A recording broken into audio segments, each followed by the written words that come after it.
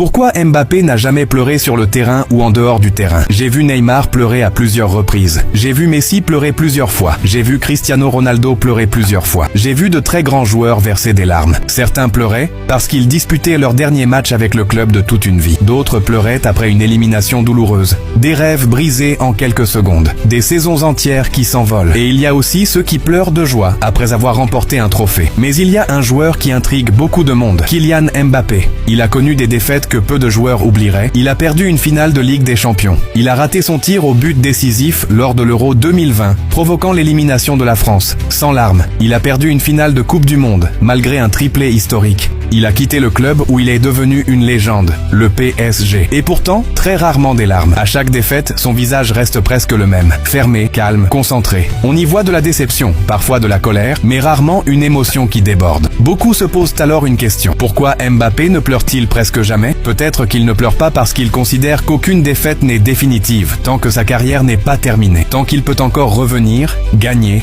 soulever d'autres trophées et écrire de nouvelles pages de son histoire, il garde les yeux fixés sur l'avenir. Au fond, chacun réagit différemment à la douleur. Certains la montrent par les larmes, d'autres la transforment en silence.